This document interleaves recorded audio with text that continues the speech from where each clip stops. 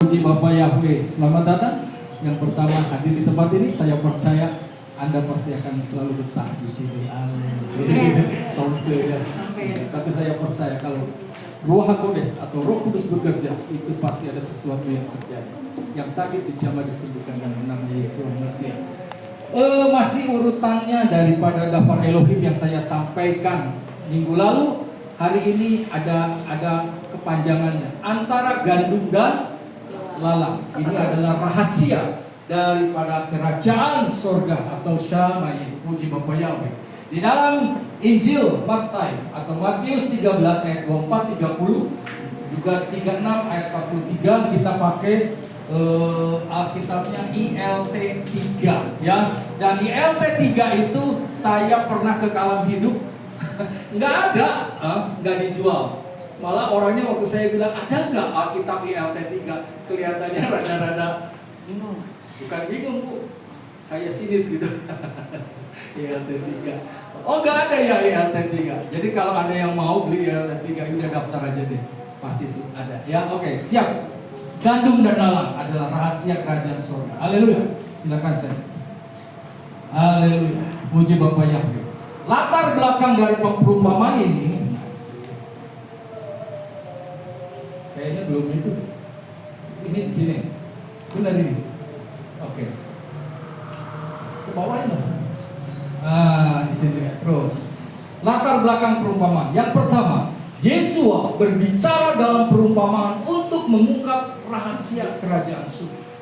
Yang kedua, setelah perumpamaan penabur, ia menjelaskan dinamika rohani di dunia ini. Tujuannya agar murid-murid memahami realitas rohani di balik kehidupan sehari-hari. Mari kita akan belajar sama-sama. Yang pertama, latar belakang perumpamaan itu. Yesua berbicara kepada orang banyak menggunakan perumpamaan. Perhatikan baik-baik. Untuk mengungkapkan rahasia kerajaan surga. Namun hanya mereka, sekali lagi, hanya mereka yang memiliki hati yang mau belajar. Perhatikan, yang mau belajar. Jadi kalau mereka yang tidak mau belajar, tidak akan terungkap setiap perumpamaan apapun yang disampaikan oleh Yesua. Ya, memiliki hati yang mau belajar dan terbuka, yang dapat memahami makna rohani. Matius 13:11. Dan setelah datang mendekat, para murid berkata kepadanya, "Mengapa engkau berbicara kepada mereka dalam perumpamaan?" Dan seraya menanggapi, dia berkata kepada mereka, "Kepadamu." Bedanya ya. Kepadamu. Tadi katakan kepada mereka. Mereka di situ banyak. Mereka, ya. Dan di luar daripada. Dan seraya menanggapi, dia berkata kepada mereka, "Kepadamu sudah diberikan apa? Karunia untuk mengetahui rahasia kerajaan surga. Tetapi kepada orang-orang itu tidak diberikan." Jadi kalau kita bisa mengerti dan kita menjadi pengikut-pengikut Hamasiah, itu adalah kasih karunia. Amin. Hebatnya kita untuk mencapaikan penjelasan, waduh susah untuk dapat itu. Tetapi ketika kasih karunia itu bekerja dan berkarya, akan gampang dan mudah sekali untuk bisa menerima.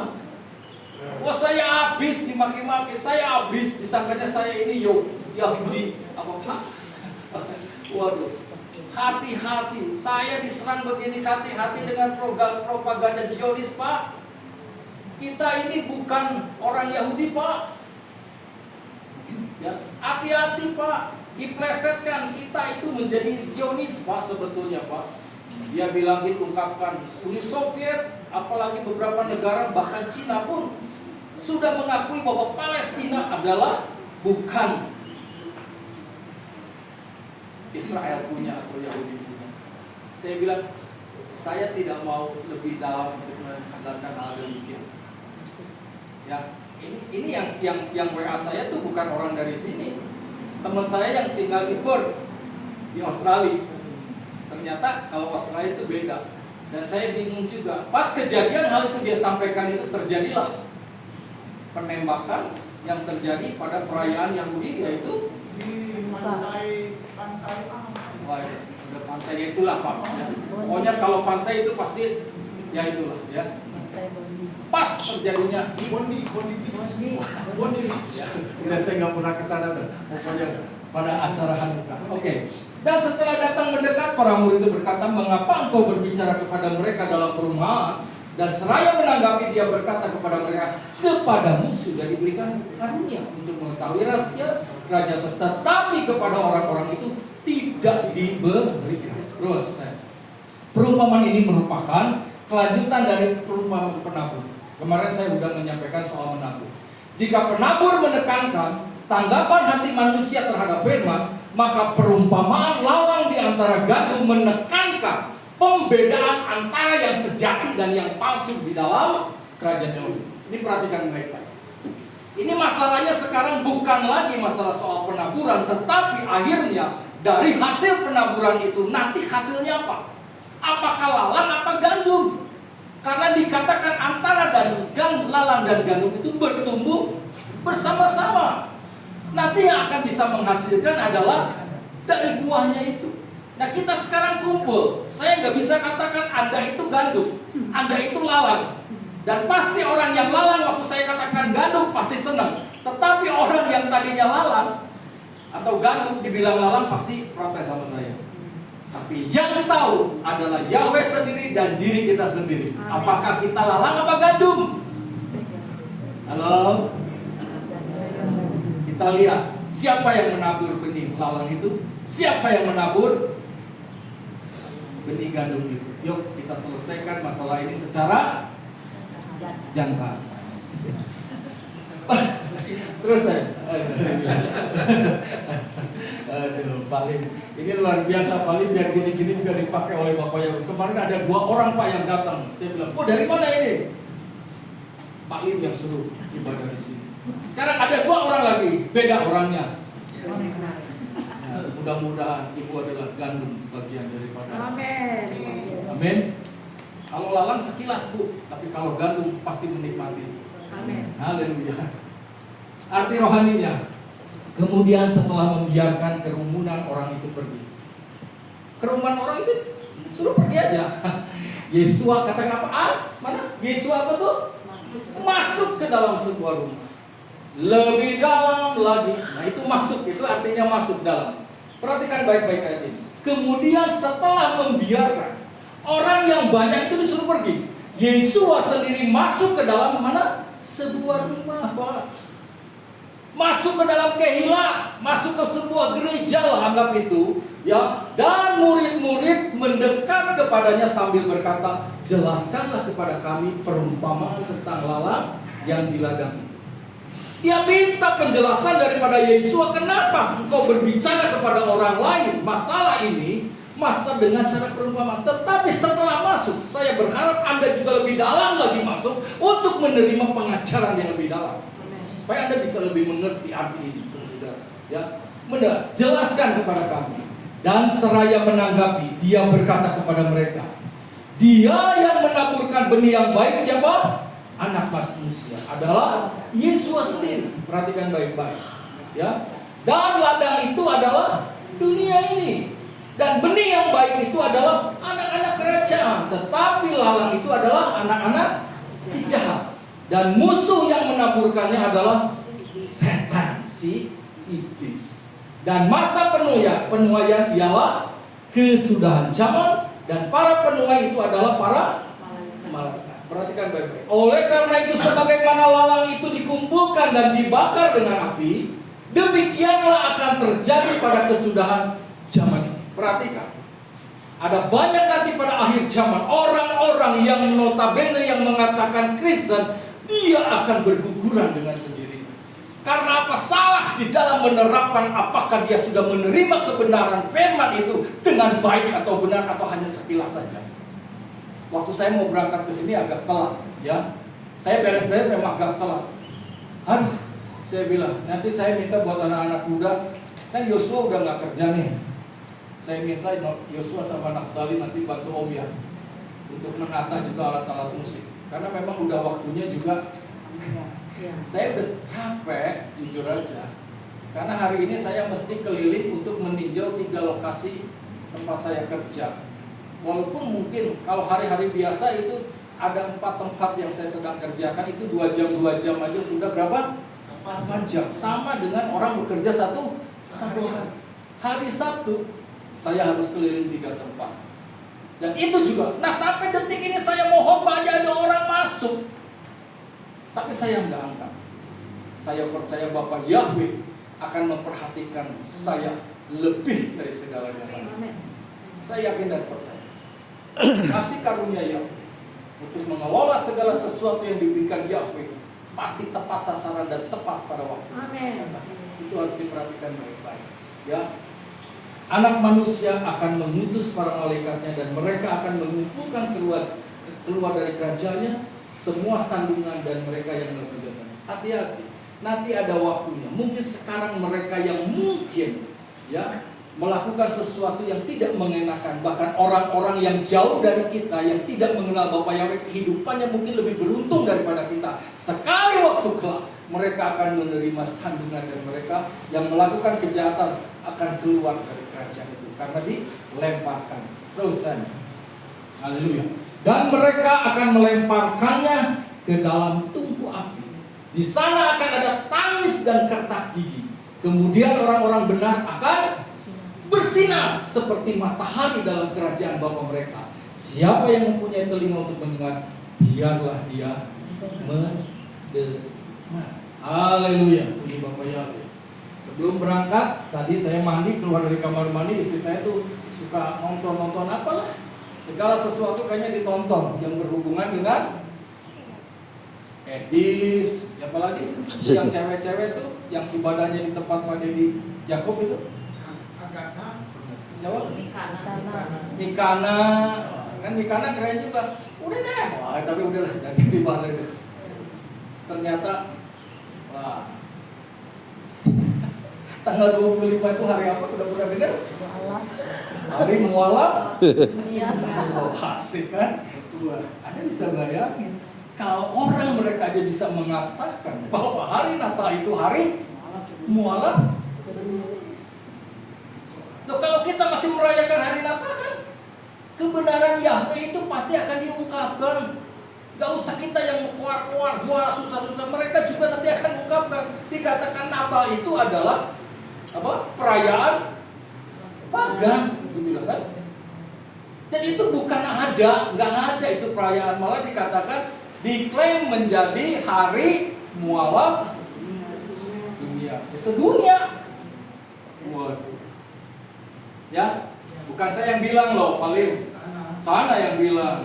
Jadi udah jangan kesana kesini, udah di sini ya tetap di sini. Amin. Oh ngaco. Oke, haleluya. Siapa yang? Ayo terus. Siapa yang punya telinga? Kalau Anda nggak punya telinga, ya udah nggak usah dengar. Amin. Yo. Simbol api rohaninya. Nah ini ada. Nanti saya akan kirim. Kalau yang mau ini nanti saya kirim. Simbol api rohani. No. Yesua adalah Yesua Masiah. Ladang itu bicara dunia ini. Gandum itu adalah anak kerajaan. Lalang adalah anak-anak si jahat. Musuh adalah iblis. Masa tunggu adalah zaman sekarang. Penuaian itu akhir zaman. Penuai itu adalah malaikat. Next terus. Gak lama saya, paling 10 menit lagi. Simbol hati rohani. Jadi penabur itu Yesua. Ladang dunia itu udah terus saya. Sorry ada lagi di sini.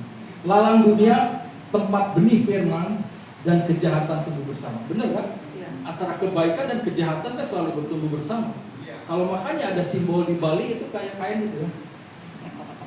Kotak-kotak itu apa? Hitam dan nah, saya nanya sama gayanya, ini kok gambarnya gini Pak? Oh itu antara kebaikan dan kejahatan. Ternyata kejahatan dan kebaikan itu selalu bareng adanya. Tinggal kita mau pilih yang mana, yang mau jahat apa yang baik. Amin. Dan sekali lagi, yang baik juga selalu dikatakan jahat. Tapi yang jahat kadang-kadang dibikin jadi baik. Jadi udah deh, zaman kan udah sekarang ini. Haleluya. Gandum itu benih yang baik, anak-anak kerajaan, mereka yang hidup dalam kebenaran Yesus. Lalang itu anak-anak si jahat, mereka yang meniru. Nah, perhatikan. Si jahat itu selalu meniru. Nah, ini nanti yang neraka, kan? Segala sesuatu ditiru. Dan Natal juga begitu. Waduh. Kelahiran Yesus Hamasya, sedangkan bukan Desember. Kelahiran Yesus Hamasya itu pada hari Sukkot, yaitu perkiraannya antara September, Oktober. Itu kan udah ada. Klipnya sudah ada. Saya nanti bagi-bagikan supaya Anda tahu. Gampang aja ya. Nah, musuh iblis yang meniru pekerjaan Elohim dan menabur kebohongan. Masa pertumbuhan adalah zaman sekarang, waktu di mana baik dan jahat itu tumbuh bersama. Penuaian akhir zaman, saat penghakiman dan pemisahan. Para penuai malaikat itulah yang diutus Yesua untuk mengumpulkan hasil panen rohani. Ayo saya terus. Cuma 9 kotak, nggak lama-lama. Haleluya. Nah ini penjelasan makna rohaninya. Penaburan gandum dan lalang. Dia memaparkan sebuah perumpamaan yang lain kepada mereka sambil mengatakan, kerajaan surga diumpamakan dengan seorang yang menabur benih yang baik di ladangnya. Seorang yang menaburkan apa? Benih yang baik di mana? Bukan di ladang orang lain, di ladangnya sendiri. Lah kalau kita menjadi miliknya Yesua, artinya kita adalah ladangnya Yesua. Dan yang paling berhak untuk menabur benih yang baik adalah Yesua sendiri. Amin. Jangan kasih sedikit pun setan untuk menguasai hati dan pikiran kita. Amin. Jadi perhatikan baik-baik saudara-saudara. Kadang-kadang kita dengar yang lain, lupa yang masuk itu si jahat, dan itu akan mengotori kehidupan kita. Haleluya. Nah, perhatikan baik. Kerajaan surga diumpamakan dengan seorang yang menabur benih yang baik di ladangnya. Orang yang memiliki dan merasa memiliki ladang itu pasti akan menaburkan yang baik. Kalau dia pikir ini bukan lahan saya, biarin aja saya tanam yang jelek pun saya akan tanam. Pernah sekali waktu nanya sama saya, Pak, lucu ya, kalau seorang lucu ya sekarang pegawai, maaf kata pembantu rumah tangga. Pembantu rumah tangga itu ada yayasannya, benar enggak? Kalau kita mau rekrut pembantu itu bayar berapa? Sama dengan gaji bulanannya.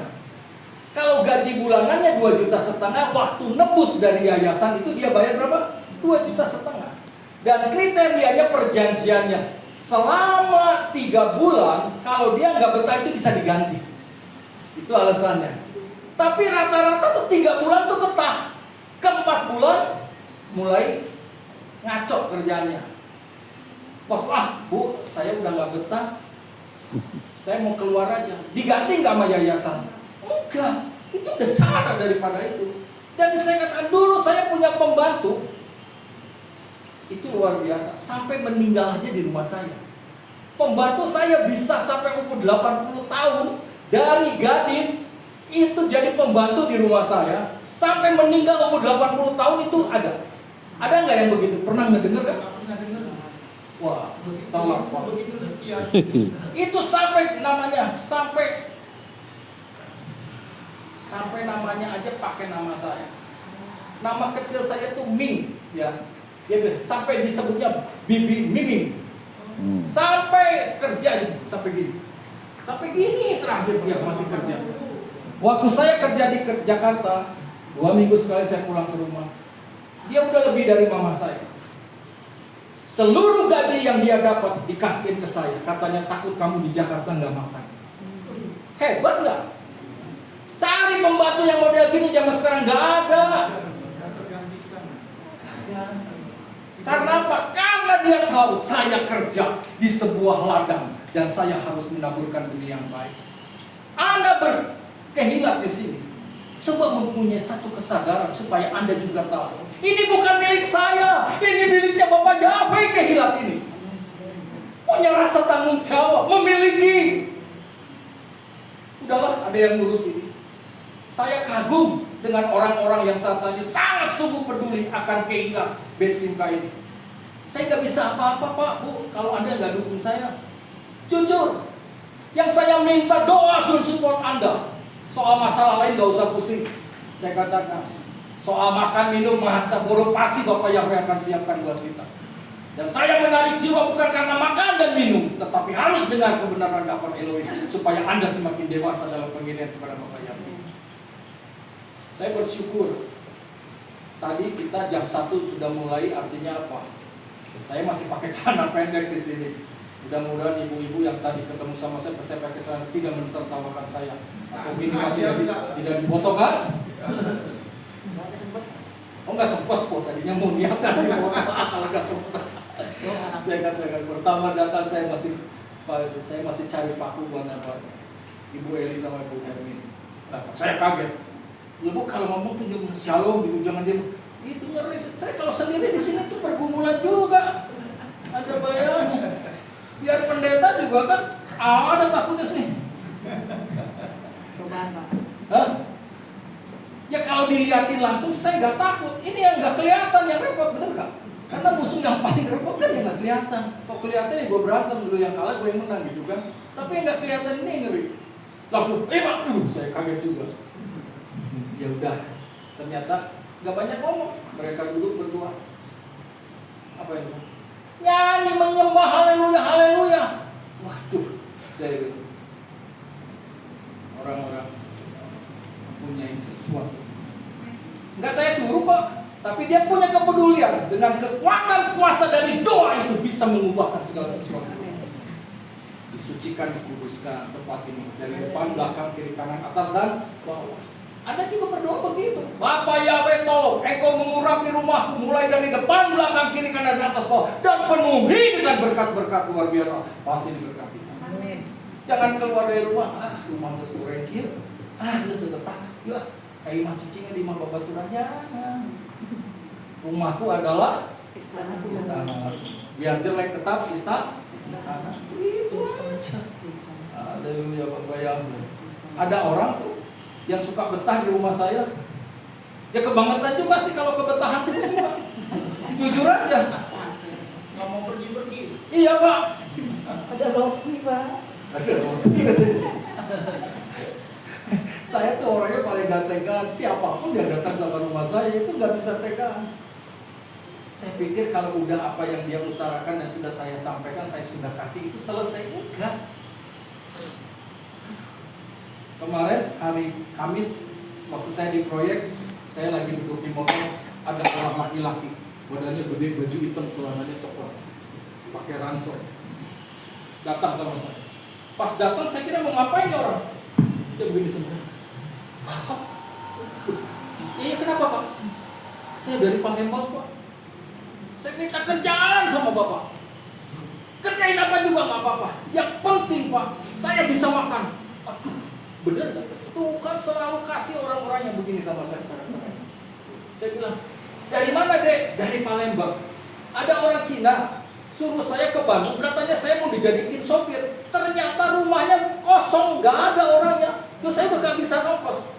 Mau tipu, mau bohong, masa bodoh. Yang penting, jadi gimana maksudnya? Beri aku kerjaan Pak. Kerjaan apa aja Pak? Asal saya dikasih makan sama Bapak.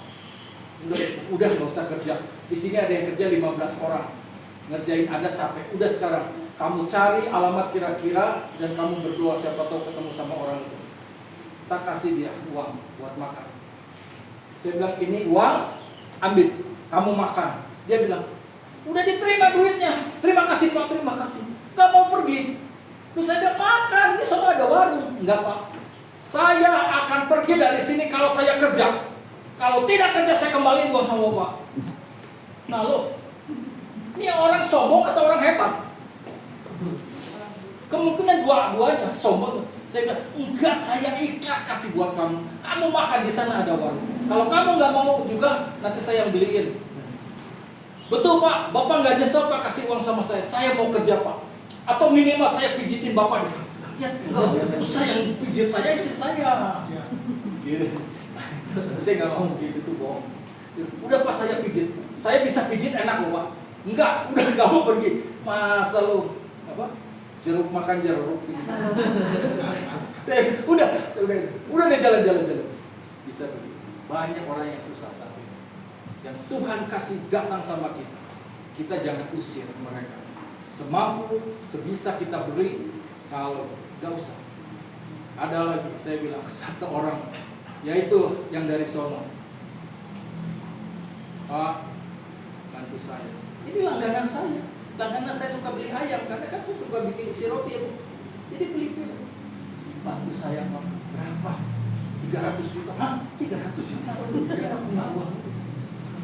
ada kebutuhan untuk tutupin Pak. Akhirnya dari 300 juta dia bilang, Pak 5 juta aja Pak, sebentar lagi tahun baru mau rame. Saya minta modal aja 5 juta aja, pinjam sebulan saya bayar. Yang gini nih gue bingung juga.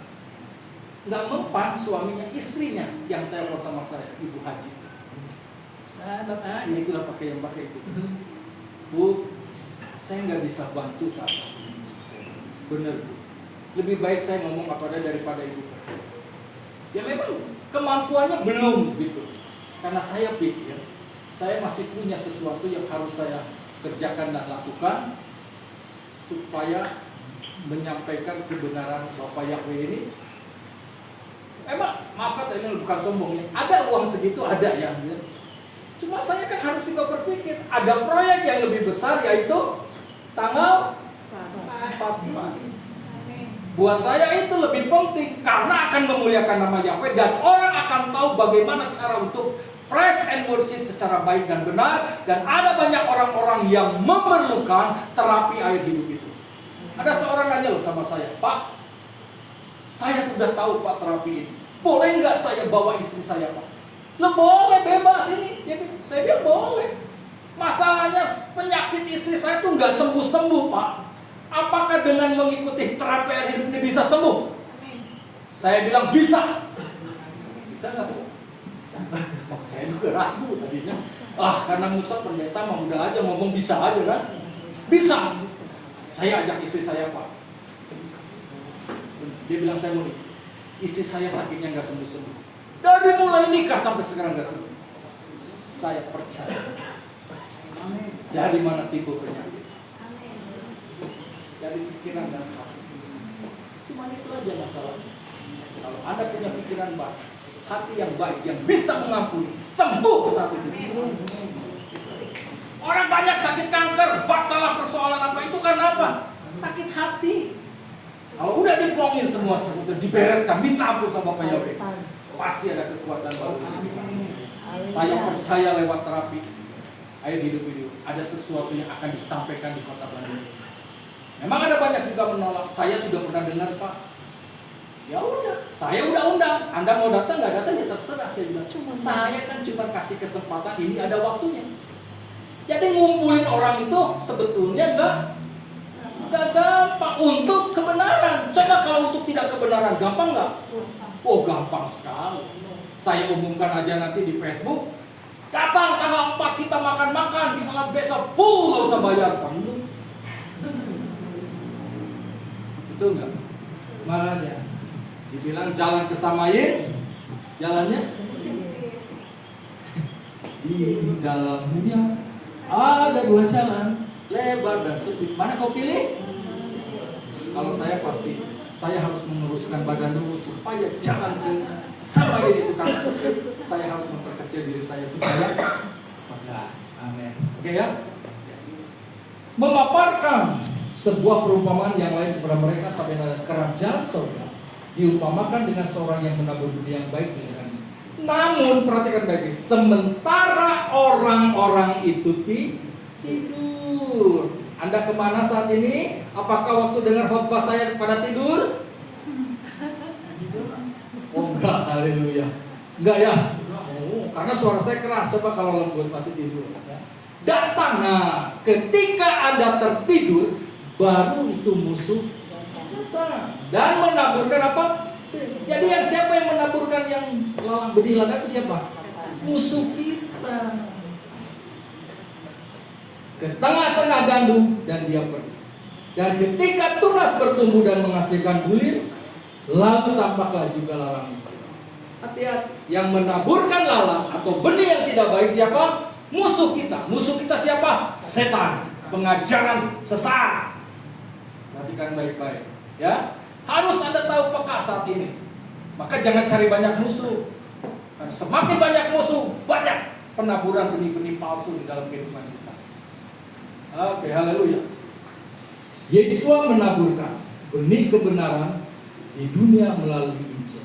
Namun iblis atau setan meniru, nih sekali lagi, pekerjaan itu dengan menabur lalang. Orang yang tampaknya religius, perhatikan baik-baik, tetapi tidak memiliki kehidupan baru dari Roh Kudus.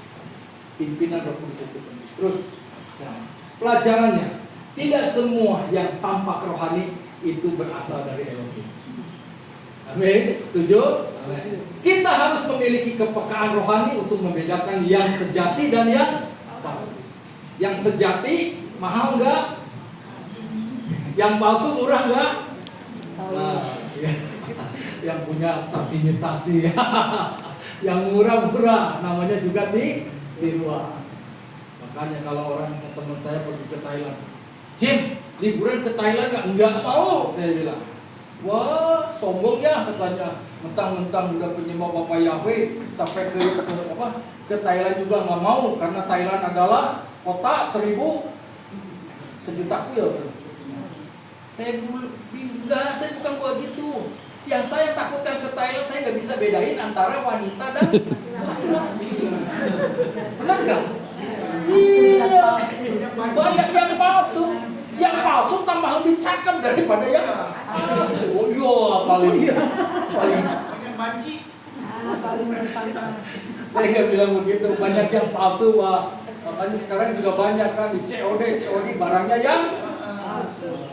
Ya udah jangan beli COD beli aja langsung sama tokonya. Kalau sudah ada duitnya, ya. Haleluya. Hai yang terkasih, janganlah percaya kepada setiap roh. Sebaliknya apa? Ujilah roh-roh itu, apakah dia berasal dari Elohim? Sebab banyak nabi palsu telah muncul ke dunia. Makanya ada nanya, jadi Pak yang benar itu gimana Pak? Saya ikut dia apa itu? Saya nggak bisa, itu pilihan Anda. Bisa aja yang dianggap sama saudara ini benar, itu adalah nabi palsu. Tapi yang kadang-kadang yang dianggap sama kita nabi palsu, justru dia yang benar. Makanya saya katakan asah itu dengan kepekaan daripada Roh Kudus, supaya Anda bisa membedakan mana yang benar, mana yang tidak. Kalau cuma ikut-ikut, oh ramai ke sana, ikut ramai. Oh ikut ke sini, ikut. Itu repot, ya. Terus saya, haleluya. Nah, musuh itu menabur saat tidur. Namun sementara orang-orang itu tidur, datanglah musuhnya dan menaburkan benih lalang ke tengah-tengah yang itu, dan dia musuh datang ketika orang tidur, menggambarkan masa-masa engkau lagi lengah rohani. Ketika orang percaya kehilang kewaspadaan. Pernah lengah kita? Halo Pak Robot, Pak Robot luar biasa ya. Haleluya. Ini juga penginjil yang tidak terdaftar, tetapi saya percaya Pak Robot itu terdaftar di Samaria. Kadang-kadang ada orang gitu minta pengakuan supaya didaftarkan itu baru penginjil, tapi Pak Robot itu hebat luar biasa. Kalau kirim sama saya doanya suka dikirim ya ke saya. Kenceng itu direkam terus didoa sama saya. Saya juga dikirim. Gimana Pak kira-kira doanya gimana? Kata Mantap. bukan mantap. Bapak tahu nggak apa artinya doanya gimana? Ya, kebesaran Tuhan segala. Ya belum. penuh kasih. Kalau ciri khasnya Pak Robert gitu. Shalom Elohim Shalom. Terpujilah Bapa Yahweh Besim Yeshua HaMashiach. Hari ini aku dipertemukan dengan tukang-tukang di tempat ini. Aku percaya ada maksud dan rencana Yahweh di dalam hidupku. Dalam nama Daud. Waduh, hebat tuh. Saya bilang, benar, enggak semua bisa. Mungkin makan, nanti Pak Robert disangkanya iman ada kurang meneh di lemah ini. Kan dianggapnya gitu. Tapi yang penting taburan. Saya percaya itu bukan benih yang tidak baik, itu benih yang baik. Benih yang baik itu memang harus mati dulu baru dia sekarang belum keterima hasilnya, nanti kelak kita terima hasilnya Pak. Ini tempat udah gak muat lagi. Sekarang aja udah gak muat. Tapi setelah saya berdoa, ketika jemaat semakin bertumbuh, biarlah aku semakin rendah hati di hadapan Dia. Karena ini adalah proyeknya Yahweh, bukan proyeknya saya. Semua untuk kebaikan dan kemurahan nama Yahweh. Musuh datang ketika orang tidur, menggambarkan masa lengah rohani ketika orang percaya kehilangan kewaspadaan. Makna rohani ini, saat umat Elohim tidak berjaga jalan dalam doa dan firman, iblis atau setan itu menaburkan pengajaran palsu, kompromi soal dosa, dan orang-orang yang menyesat. Terus, Kisah Rasul 29, 20-21. Sebab aku mengetahui hal ini, bahwa setelah kepergianku, Ini ketika Rasul Paulus bilang, serigala-serigala ganas akan masuk kepada kamu dengan tidak menyayangkan kawannya. Bahkan dari antara kamu sendiri akan muncul orang-orang yang berbicara hal-hal yang menyesatkan untuk menarik para murid mengikuti mereka. Ini terjadi saat-saat ini juga. Amin. Terus. Haleluya. Lalang dan gandum itu tumbuh bersama. Dan ketika tunas bertumbuh dan menghasilkan bulir, lalu tampaklah juga lalang. Dan seraya mendekat, hamba-hamba majikan itu berkata kepadanya, Tuan, bukankah engkau menaburkan benih yang baik di ladangmu? Jadi benih yang baik itu ditaburkan di ladangnya sendiri. Dan di manakah kemudian dia menghasilkan lalang? Kok bisa? Dan dia berkata kepada mereka, seorang musuh telah melakukannya. Maka para hamba itu berkata kepadanya, jadi maukah engkau kami pergi untuk mengumpulkannya? Namun dia berkata, tidak. Jangan-jangan dengan mengumpulkan lalang itu, kamu akan mencabut gandum itu bersama. Masih ada kebijaksanaan yang luar biasa yang datang daripada Bapak Yahweh. Gak perlu dicabut sekarang. Takutnya nanti gandumnya juga tercabut. Jadi perhatikan baik-baik kebaikan dan kemurahan Bapak Yahweh. Makanya ada orang mengatakan, kalau memang Bapak Yahweh tahu dosa manusia itu sangat sungguh bisa menghancurkan kehidupan manusia, kenapa nggak dicintai orang-orang baik aja yang ada di dunia? Kan mungkin begitu berpikiran. No, ini adalah perumpamaan antara gandum dan lalang. Kadang-kadang orang-orang yang di luar kita juga itu memberikan kekuatan kepada kita. Artinya kekuatan begini, menguji diri kita, kita semakin kuat. Kalau tanpa ada pengujian, kita tidak akan bisa next level atau kita tidak akan kuat menghadapi.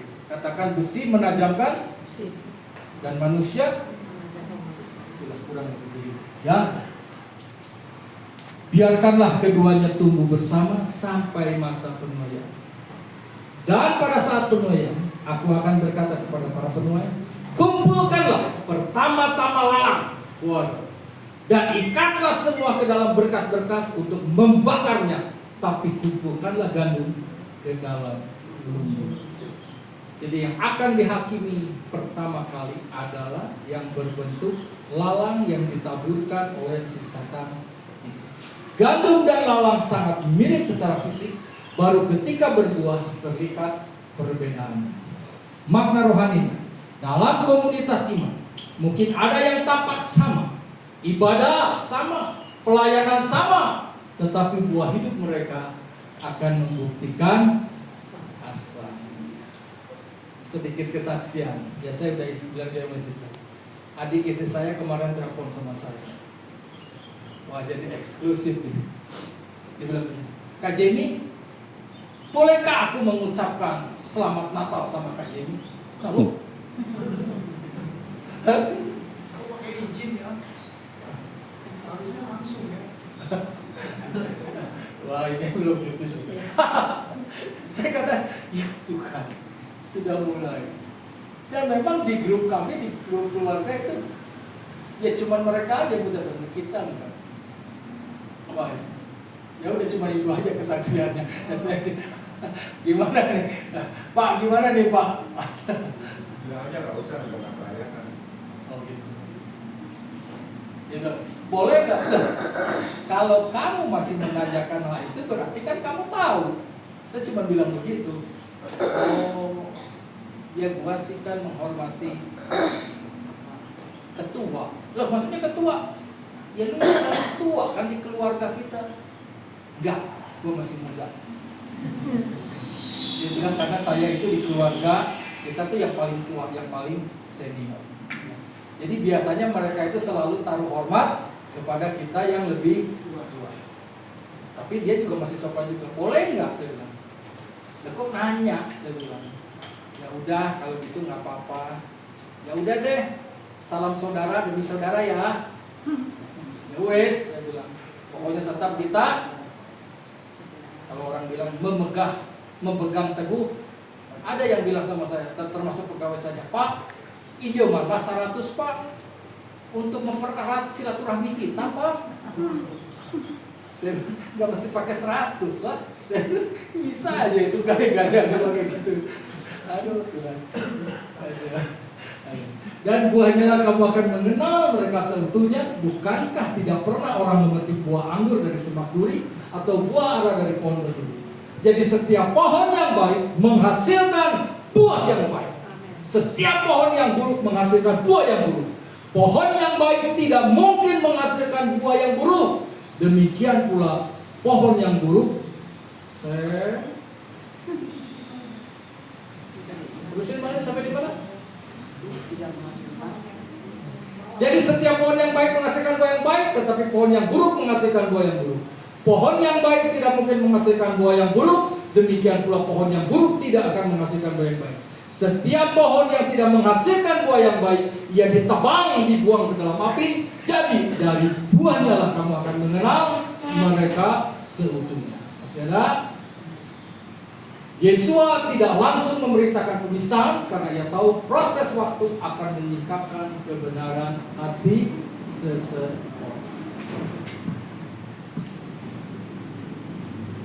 Ini yang terakhir. Penuaian dan penghakiman. Ayat ini ya. Matius 13 ayat 39. Dan musuh menaburkannya adalah iblis, dan masa penuaian ialah kesudahan zaman ini sudah terus lagi. Oleh karena itu sebagaimana lalang itu dikumpulkan dan dibakar dengan api, demikian akan terjadi pada kesudahan zaman ini. Anak manusia akan mengutus para malaikatnya, dan mereka akan mengumpulkan keluar dari kerajaannya semua sandungan dan mereka yang melakukan kejahatan. Dan mereka akan melemparkannya ke dalam tungku api. Di sana akan ada tangis dan kertas. Kemudian orang-orang benar akan bersinar seperti matahari dalam kerajaan Bapa mereka. Siapa yang mempunyai telinga untuk mendengar, biarlah dia mendengar. Ini pengulangan dari tadi. Jadi Yesua menegaskan bahwa akhir zaman akan ada pemisahan total antara anak-anak kerajaan dan anak-anak sejahat. Lalang akan dibakar. Lah itu adalah lambang penghukuman kekal, sedangkan gandum dikumpulkan ke dalam lumbung, lambang keselamatan dan kemuliaan kekal. Makna rohaninya, kasih karunia memberi waktu untuk bertobat. Mumpung masih ada waktu, yuk kita bertobat dan mengenal nama yang benar. Tetapi penghakiman itu pasti datang. Elohim sabar bukan berarti dia lalai. 2 Petrus 3:10. Tuhan tidak menunda akan janjinya, sebagaimana beberapa orang menganggapnya itu adalah penundaan. Sebaliknya dia bersabar terhadap kita karena kita menghendaki seorang pun karena tidak menghendaki seorang pun binasa, melainkan supaya semua orang memperoleh pertobatan. Namun hari Tuhan akan datang seperti pencuri di waktu malam. Olehnya langit akan berlalu dengan suara gemuruh, dan anasir-anasir akan lebur dengan terbakar panas yang benar. Juga bumi dan kegiatan-kegiatan yang ada di dalamnya akan terbakar habis. Ya, ini sudah kejadian. Ya, banjir bandang, kebakaran besar dan sebagainya. Haleluya. Jadi pelajaran hidupnya, saya minta sama saudara-saudara tetap waspada secara rohani. Jangan tidur rohani ya. Berjaga-jaga dalam doa dan firman agar tidak tertipu oleh penyesatan jahat ini. Yang kedua, jangan cepat-cepat menghakimi. Elohim sendiri yang akan memisahkan gandum dan lalang. Tugas kita adalah berbuah dalam kebenaran, bukan menilai hati orang lain. Jangan merasa kita sombong. Haleluya. Berakar dalam firman dan kebenaran Yesus. Gandum sejati berakar dalam tanah kebenaran. Jangan hanya tampil rohani, tapi biarlah hidup dipenuhi buah-buah Roh Kudus. Anda udah tahu gak itu Galatia 5:22? Ingat, ada penghakiman akhir. Hidup kita bukan hanya untuk dunia ini, akan tiba hari di mana Yesus akan menghakimi setiap manusia dengan adil. Dia tidak pilih-pilih atau dia gak bisa disogok. Amin. Terus ya. Jadi kesimpulannya sekali lagi, perumpamaan ini menyingkapkan bahwa kerajaan surga atau Syamayin adalah medan pertempuran antara kebenaran dan penyesatan. Yesus mengajar agar kita tetap berbuah, setia, taat dan tidak terpengaruh oleh dunia. Jadi siapa yang memiliki telinga biarlah ia mendengar. Artinya siapa yang memiliki hati yang peka terhadap suara Roh Kudus biarlah ia mengerti dan hidup dalam kebenaran sampai akhir. Amin. Bapak Yahweh memberkati kita, sukses besar buat kita semua. Amin.